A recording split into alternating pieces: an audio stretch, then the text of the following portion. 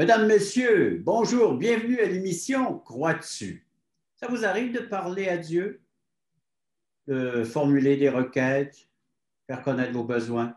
Vous aimeriez le voir agir avec sa toute-puissance. Notre invité d'aujourd'hui a reçu plusieurs exaucements, plusieurs réponses à ses prières de la part de Dieu. J'ai le plaisir de vous présenter M. François Vermette. François, bienvenue à l'émission Crois-tu? Merci, Régent. Alors, bonjour tout le monde, je m'appelle François et je suis chrétien évangélique. Vous savez, quand j'écoute des séries télé sur Netflix, je suis toujours surpris de voir comment les concepteurs savent nous garder en haleine en nous convainquant que la suite de l'histoire sera encore plus palpitante. L'histoire de ma vie, contrairement à mes séries télé, n'est pas très palpitante, mais elle a quand même une chose de particulier. Jeune adulte, j'ai trouvé un but et une destinée éternelle qui m'était totalement cachée alors que j'étais enfant et adolescent. Alors, j'aimerais vous avoir persuadé à la fin de mon récit que je suis un homme heureux, que je suis en paix, que je suis à ma place, que je suis dans la bonté de Dieu et que je suis surtout prêt à faire face à toute éventualité. Alors, parle-nous de comment t'en es venu à cet homme-là que tu viens de nous décrire. Oui. Alors, écoute, j'affirme avec vous que c'est à Jésus-Christ que je dois rendre toute la gloire pour ce que je suis. L'apôtre Paul dit que c'est par la grâce de Dieu que je suis ce que je suis et sa grâce envers moi n'a pas été vaine. Jean, j'ai donné un titre à mon témoignage, j'appelle ça « Les règles de l'engagement ». C'est tout pourquoi? Parce que ma vie se résume à quelques engagements qui m'ont procuré et me procurent encore le bonheur. D'ailleurs, je dois dire que, humblement, Jésus, avec moi, n'a pas perdu de temps parce que la rébellion était en train de s'installer dans mon cœur. Je suis un homme de conviction, je crois aux engagements que j'ai pris tout au long de ma vie. Et en ceci, mon témoignage va être aussi un peu un éloge aux personnes qui ont pris pour eux autres des engagements, qui ont été des modèles pour moi. Alors, voici un peu le topo général, un résumé pour que vous puissiez être en mesure de me suivre. Je suis marié depuis 41 ans à la plus formidable des femmes, Francine Parent. Et ça nous a permis d'avoir 3 extraordinaires garçons, Victor, Félix et Hugo. Je demeure en Gaspésie, à Maria. Je suis un Gaspésien d'adoption dans la baie des Chaleurs. Je suis en ce moment pasteur de 2 églises évangéliques, soit à New Richmond, dans la baie des Chaleurs, et à Rivière-du-Loup, dans le Bas-Saint-Laurent. Je vais vous parler du foyer paternel d'abord. Je vous explique pourquoi j'ai dit que Jésus s'y est pris tôt avec moi. Le premier soir de ses noces, alors que ma mère ne devait être préoccupée que par sa nuit de noces, et n'avoir de pensée que pour mon père, la voilà qui prie le Seigneur. C'est là que la prière fait un premier impact dans ma vie et elle lui dit qu'elle lui offre son premier-né. Alors, comment est-ce que je sais ça? C'est que ma mère était très proche de moi après, puis elle m'a partagé des choses comme ça. Mais si j'avais été en mesure de lui dire quelque chose, j'aurais dit, man, vous êtes un peu vite en affaires. Mettez les priorités aux bonnes places, c'est le soir des noces. Attendez que je sois né avant de me donner au Seigneur. Alors, je ne suis pas une surprise de leur nuit de noces. Je suis né le 20 juin 1958 et je suis l'aîné de 5 enfants. Au foyer paternel, jamais on est allé à Walt Disney. Jamais on a fait du ski en montagne, OK, mais on n'est pas mort pour autant, mon frère et mes 3 sœurs. Tous les dimanches, on allait à la messe. Et jusqu'à ce jour, aujourd'hui encore, dans le foyer paternel, une dévotion est rendue à Dieu et son jour est respecté. De sorte que quand moi, j'ai laissé à Christ la place dans ma vie et la place qu'il devait avoir, bien, le jour du Seigneur, vous comprenez ici que je parle du dimanche, il était déjà acquis. Quand j'étais jeune, je me disais, quand mes parents agissent de telle ou telle manière, ça m'énerve, plus tard, je ne ferai pas comme eux. Savez-vous, plus je vieillis, plus je me rends compte que beaucoup de choses qu'ils faisaient, qu'ils m'ont enseigné, et ils le faisaient de la bonne manière. De la lueur du jour à aller jusqu'à la fin de la journée, on travaillait sur la ferme, on était cultivateurs. Je peux vous dire que n'importe quand je recommencerai le même parcours. J'ai aimé ce que j'ai vécu. Je l'ai fait avec conviction, avec engagement. Mes parents ont conjugué avec le commerce, avec la ferme et parfois même avec le travail à l'extérieur. Elle était où, cette ferme où tu as grandi, mon cher François? Au nord de Montréal, à Mirabel, Saint-Augustin. Et j'ai eu une enfance heureuse. On était 7 personnes autour de la table à nourrir. Puis le travail, là, Régent, ça ne fait pas mourir personne, même si des fois je l'ai pensé. C'est bien pas ce que je vous dis ici, là, mais jusqu'à date, là, tout semble bien aller dans ma vie, mais ce n'est pas suffisant pour le rebelle en devenir que j'étais. On est en 1976, j'ai 18 ans, mon père aime ma mère sont croyants, Mais pourquoi est-ce que je suis en train de devenir un mauvais garçon? Malgré toute la chaleur de ce foyer, j'ai un mal de vivre. J'ai comme un poids dans l'âme. Depuis que j'ai été introduit, je prie Dieu, OK? Puis en passant par un intermédiaire, je prie Sainte Thérèse d'Enfant Jésus. Puis je me rends bien compte, rendu là, que ma religion n'est pas en mesure de me dire autre chose que fais ceci ou fais pas ça. Est-ce que c'est comme ça, je me demande, que Dieu voit la relation d'amour qu'il souhaite avoir avec moi? Est-ce que ce serait comme mes anciens directeurs d'école? Est-ce que Dieu serait comme mes anciens directeurs d'école avec leur fais ceci, fais pas cela? Est-ce qu'il faut faire quelque chose pour plaire à Dieu? Où est la réponse? Je n'étais pas le seul à me questionner. Mireille Mathieu chantait dans ce temps-là pourquoi le monde est sans amour. Alors, devant ce que je suis en train de revenir, rebelle à mes parents, enclin au mal, méchant, ma mère fait une autre prière au Seigneur, change son cœur, sauve-le. Est-ce que Dieu l'entendra? Ben, Je suis rendu comme mes séries de Netflix à suivre après la pause. mon cher François, ben, on se pose tous la même question. Est-ce que Dieu a exaucé la prière de ta maman concernant ta vie? C'est ce qu'on verra après cette pause.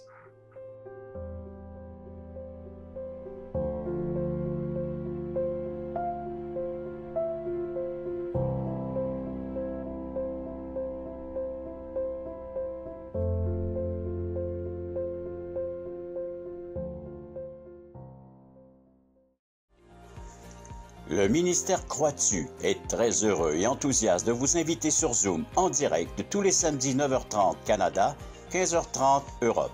Nous vous présenterons des témoignages d'espoir vivants et percutants qui nous ramènent à l'essentiel, la Bible, la parole de Dieu et l'assurance d'une vie éternelle en Jésus-Christ. Pour participer à notre réunion Zoom, allez simplement sur notre site web croixdessus.ca et cliquez sur le bouton. Nous vous attendons en grand nombre.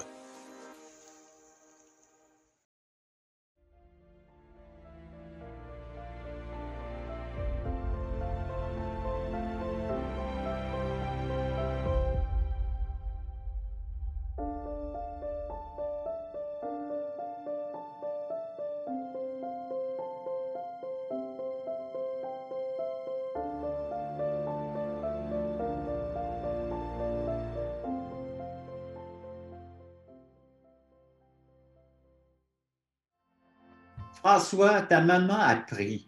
Elle a prié la nuit de ses noces. Elle a eu ce bel enfant, François. Mais elle prie maintenant pour ta vie, là. Elle veut que des choses changent dans ta vie. Que se passe-t-il par la suite? Je vais dire une chose ici. Si ma mère avait joué au baseball, elle aurait eu toute une moyenne au bâton, une très bonne moyenne. Alors, je voudrais vous parler de l'engagement qui sauve. Alors, on est à l'été 76, 1976. J'ai 18 ans, j'ai mon char, j'ai ma caisse de bière. Il me faut un travail. Alors, maman, toujours aussi bien connectée, m'informe d'une opportunité de travail. Je tombe sur un employeur qui lit la Bible.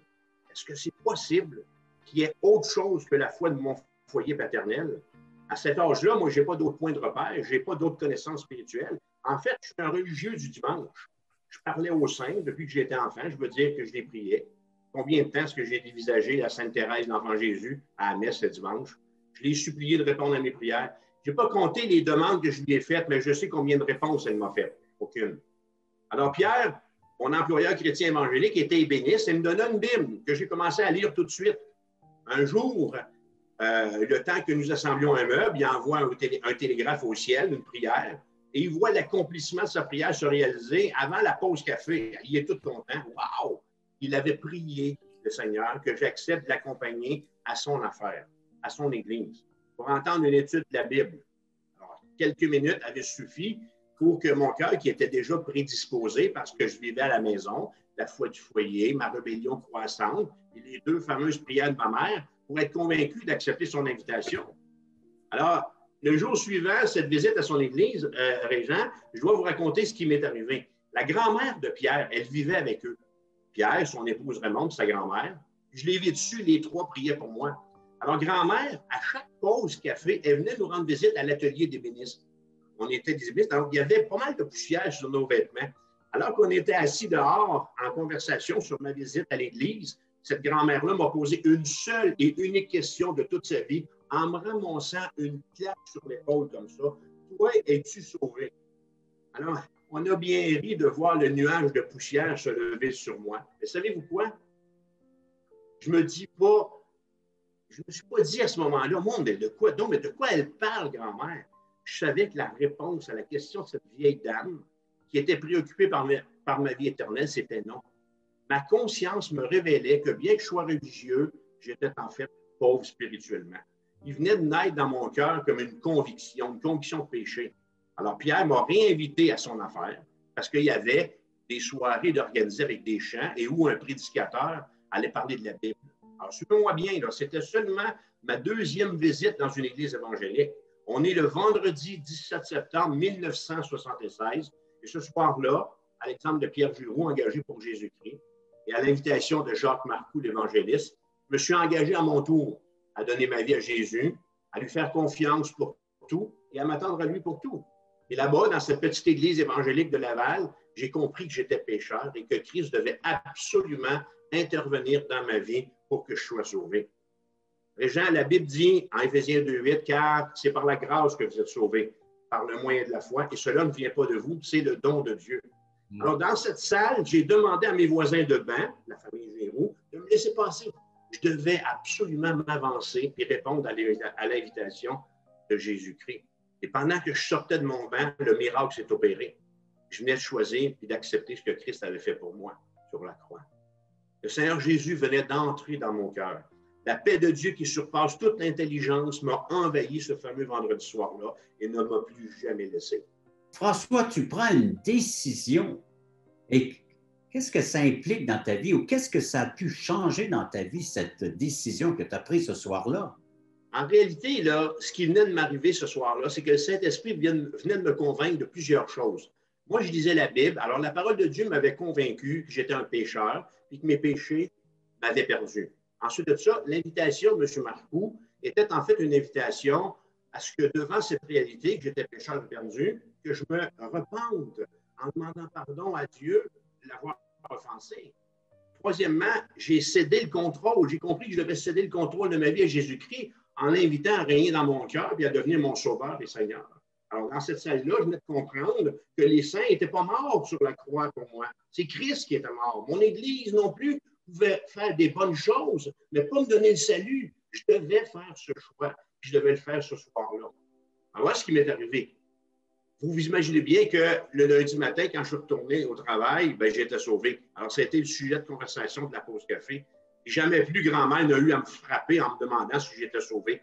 Ce que Christ avait à faire pour mon salut, il l'avait fait il y a 2000 ans en mourant pour que je puisse expérimenter le pardon de mes péchés et ainsi avoir l'assurance que dans l'éternité, c'est à ses côtés que je serai. Alors, j'ai joint une église évangélique la semaine d'après, Régent. J'avais, moi, vu mes parents pendant 18 ans prier, confesser leurs péchés, être charitable envers les autres, être assidus à leur église et donner pour le royaume de Dieu. Alors, une fois converti à Jésus-Christ, quel engagement pouvait bien-il s'attendre de moi? C'est ce que je vais vous dire après la pause. Ben, mon cher, on a hâte d'entendre la suite, François. Donc, après la pause, tu nous reviens avec la conclusion de ton histoire.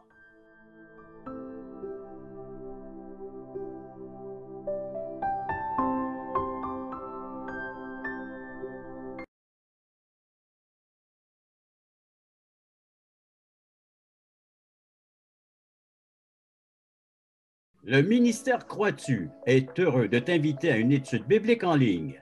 Plusieurs écoutent régulièrement ces témoignages de conversion qui ont tous un point commun. Ils ont reçu Jésus-Christ en tant que sauveur personnel. Tu as des questions existentielles? Dieu, la vie, où je vais après la mort? Tu veux en savoir plus sur ce salut éternel? En te rendant sur la plateforme croixtu.ca, tu trouveras le lien qui te conduira à une étude et partage de l'Évangile selon Jean tous les mardis soirs 20h. Je vous attends grand nombre.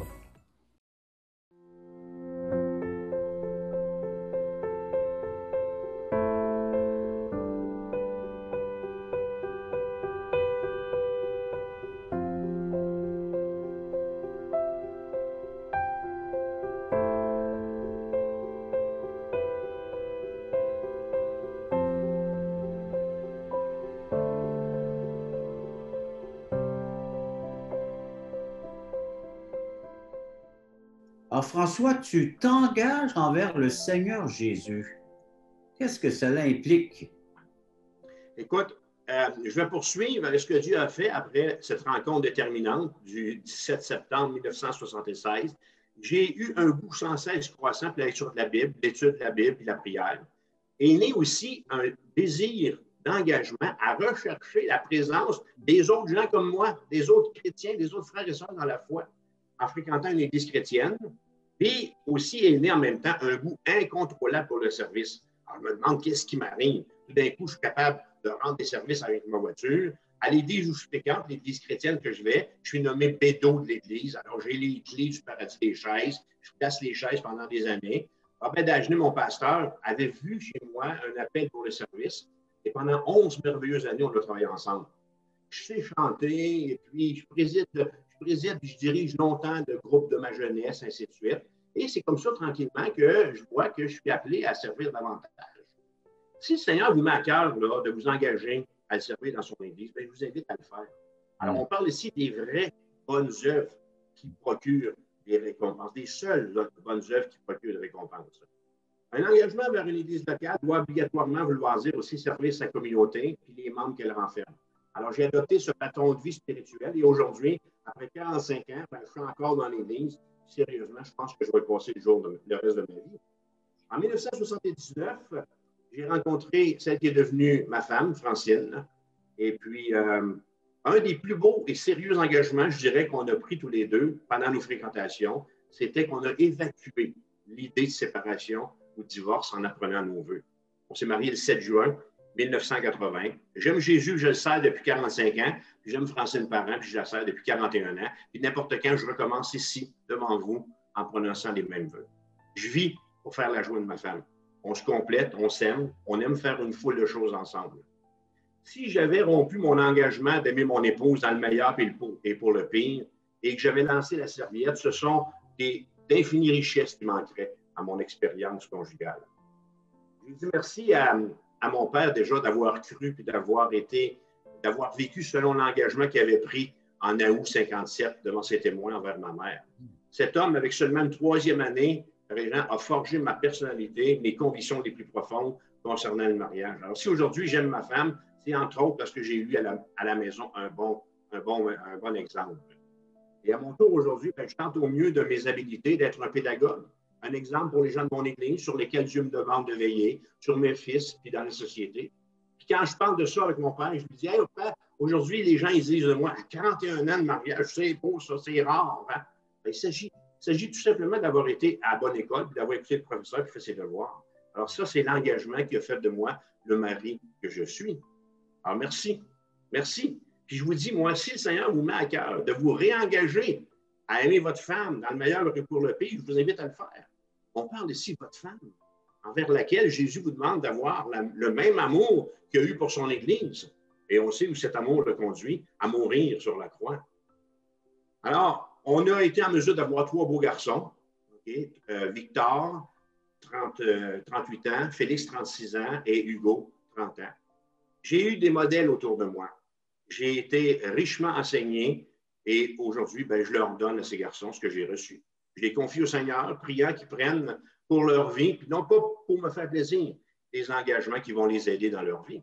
C'est une course, l'éducation, vous savez. Ça s'achève juste après le fil d'arrivée. Puis quand je reprends mon souffle et que je me rends bien compte que mes fils là, ont encore besoin de moi. Alors moi, je vous dis que je vais me lever la nuit encore pour eux. S'ils ont besoin que je mette la main dans mes poches pour les aider financièrement, je suis là. Ils vont toujours avoir un couvert sur notre table pour eux. Je serais prêt à donner ma vie pour mes enfants. Jésus a tout accompli pour eux. Il s'est engagé pour eux puis pour moi. Jésus est mon suprême modèle. Puis à mon tour, je l'imite puis je donne à mes garçons qui sont la chair de ma chair. C'est ma vocation. C'est mon engagement. Mes fils sont un peu comme un gâteau dans le four. Ils ne sont pas encore cuits.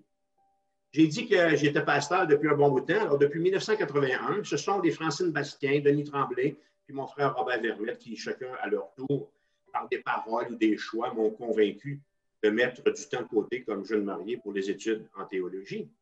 Il y a des personnes qui m'ont influencé aussi, Régent, pour en nommer quelques-uns, Robert Dagenet, Ernest Dick, Ben Classen, Jean-Yves, Jean Théoré, André Bourg. Le souvenir que j'ai de ces hommes-là à les fréquenter me fait dire que je fais la plus formidable des professions. Je suis pasteur.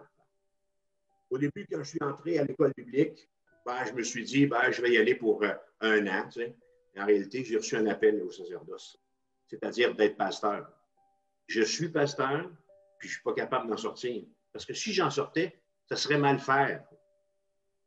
Je voudrais en fait, parce que le temps va me manquer, et je suis persuadé, je voudrais en faire plus dans mon ministère pastoral. Hein? Et je suis persuadé que ce ne sont pas toutes les personnes envers qui j'ai eu un ministère et auprès desquelles je travaille qui vont se laisser rejoindre par le Saint-Esprit. Puis ça m'attriste. J'ai peu de temps. Puis je souhaiterais arriver au ciel et voir cette ribambelle de croyants dire à mon Seigneur et mon Dieu. C'est ce que j'aimerais les entendre dire, les gens. J'aimerais les entendre dire ceci. Hey, Seigneur, c'est pas Vermette qui m'a dit de venir ici. C'est François Vermette qui a prié pour moi. C'est François Vermette qui m'a encouragé par ses prédications à tenir ferme. C'est François qui, par sa discipline, par ses efforts, à me convaincre, de m'engager, m'a aidé à comprendre ce que voulait Dieu pour moi. Dans un instant, la conclusion. Oui, mon cher François. Fait que tu es rentré dans ton temps, hein? Limité, mais tu es rentré et après la pause, on conclut ton témoignage ainsi que l'émission Crois-tu? Après la pause. Oui.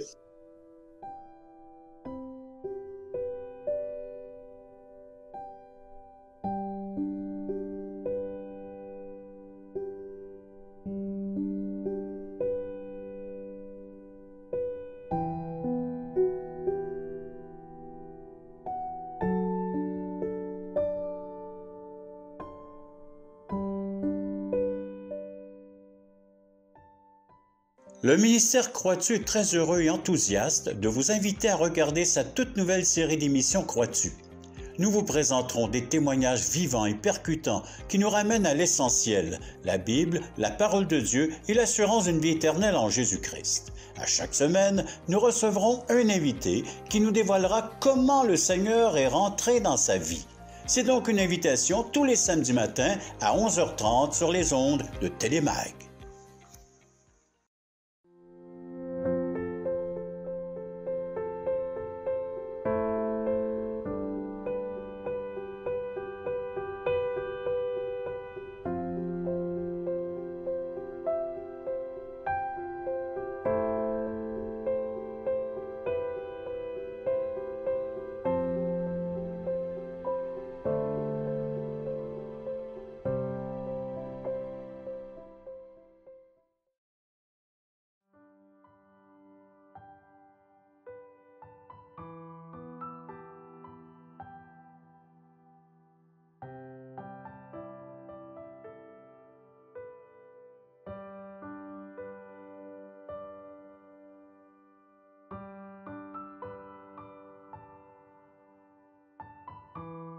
François, quel serait le mot de la fin? Quelle serait l'invitation que tu voudrais faire à nos téléspectateurs? Ouais, c'est un peu là que je voulais vous amener, puis on est arrivé là, OK? C'est ce que je souhaitais. J'ai commencé mon histoire, les gens s'en souviennent, en disant que j'étais chrétien évangélique. En fait, ce qui m'est arrivé là, ce que je vous ai raconté, c'est que je me suis converti. Je me suis converti, à Jésus-Christ. Ce soir de septembre 1976, après avoir réalisé que j'étais un pécheur perdu, que mes œuvres ne pouvaient sauver, j'ai donné ma vie de misère à Jésus-Christ dans un geste de foi parce que j'ai été convaincu que c'était la chose à faire. Et ce que j'aime particulièrement de Dieu, c'est que jamais il ne m'a demandé de laisser ou de renoncer à quoi que ce soit sans m'offrir quelque chose de bien mieux en retour. Ce vendredi-là, à la croix de Golgotha, j'ai donné à Jésus le fardeau de ma jeune vie de 18 ans. Et lui, savez-vous ce qu'il a fait? Il a fait le plus merveilleux échange avec moi. La Bible dit en Ésaïe chapitre 1, 18, « Venez et plaidons, dit l'Éternel. Si vos péchés sont comme le cramoisi, ils deviendront blancs comme la neige. S'ils sont rouges comme la pourpre, ils deviendront comme la laine. » Luc écrit en Acte 2, 38, « Repentez-vous et que chacun de vous soit baptisé au nom de Jésus-Christ pour le pardon de vos péchés et vous recevrez le don du Saint-Esprit. » Alors, si vous êtes prêts à vous engager pour Christ, ben, je vais pouvoir dire ce soir, enfin avec vous aujourd'hui ici, que j'aurai atteint mon but en vous partageant mon histoire. Faites ce choix pour le geste Faites ce choix. Posez le geste de reconnaître votre besoin et de le dire à Dieu dans la prière. Pourquoi est-ce que je vous encourage à faire cette démarche? C'est simple. La plupart des fois où j'ai offert à des gens de prier comme ça, Dieu a répondu. Moi, François Vermette, j'ai été déçu par des personnes. J'ai déçu beaucoup de personnes. Mais Jésus-Christ, jamais lui, il m'a déçu. Est-ce que vous êtes en mesure de prendre une décision pour vous et selon ce que le Seigneur vous montre, sans vous soucier de ce que pense votre voisin? Je peux vous dire ceci, un rendez-vous divin demeure un rendez-vous divin. Alors, j'espère que mon histoire saura vous conduire à la croix de Jésus-Christ, qui a dit en Jean 14, 6, « Je suis le chemin, la vérité et la vie. Nul ne vient au Père que par moi. » Quand le moment est venu de voir, quand le moment est venu de réaliser notre état devant Dieu, il faut que les changements, que cette prise de conscience appelle, il faut que ces changements-là aient lieu. Alors, en vous laissant, je vous dis ceci. Moi, je prie que l'engagement auquel le Seigneur vous appelle, que vous ayez la force en vous de faire ce qu'il faut pour relever ce défi céleste. Mes amis, soyez bénis. François, tu es un exemple que Dieu répond vraiment à la prière, que Dieu exauce. Et la prière que Dieu aime, c'est lorsqu'un pécheur reconnaît son état d'âme, de perdition, qui a besoin de Jésus-Christ comme son sauveur. Tout simplement dire, Seigneur, je suis un pécheur perdu. Je mérite la condamnation, le jugement de mes péchés, mais Jésus-Christ l'a subi à ma place. Alors Seigneur, je te demande de me pardonner, de me réconcilier avec toi, de me donner l'assurance que je suis ton enfant, je t'appartiens. Dieu répond à ce genre de prière et a le pouvoir de l'exaucer. Parce que c'est le but de pourquoi Jésus-Christ est venu ici-bas sur cette terre. Tu en es un exemple parfait, mon cher François, que Dieu est bon. Sais-tu quoi, Régent? Je suis content que ça me soit arrivé à l'âge de 18 ans.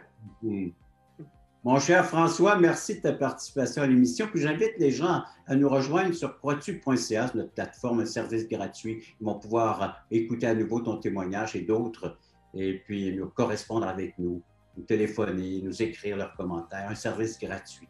Alors, merci encore une fois d'avoir été à l'écoute de cette autre émission. Un plaisir, mon ami. Croix-tu. Bye bye. Au revoir.